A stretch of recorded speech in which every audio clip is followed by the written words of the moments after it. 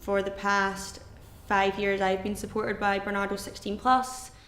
Teenage years had been particularly difficult for me as I'd been excluded from 2 secondary schools. I had a children's panel, and at that children's panel it was decided that I would be allowed off my supervision order because my 16th birthday was approaching, but that a referral should be made to Barnardo 16+. However, about 2 months after the referral had been made, I didn't have anywhere to live or anywhere to stay. So that's when the support really started to kick in. And I went and got placed in a homeless hostel. My attendance at school was almost non-existent.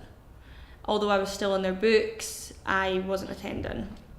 It was at this point that I discovered that I was pregnant, and this is when I made the decision to return to education because I knew that my choices were going to be a lot more limited if I didn't.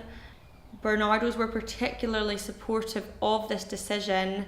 The motivation for university really only came after my son was born, to be honest with you. Initially it was, oh, I'm pregnant.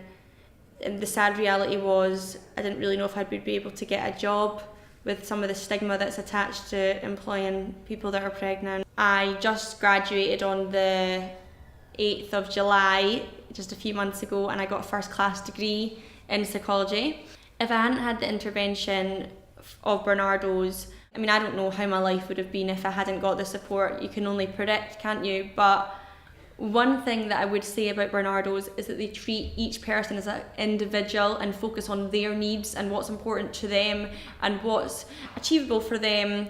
And they knew that university was something that was within my grasp. I'm still technically getting support from them. This is only going to stop like when I start my job, and I'll be off their books. But if I ever needed to email, they would, totally email me back in terms of emotional support.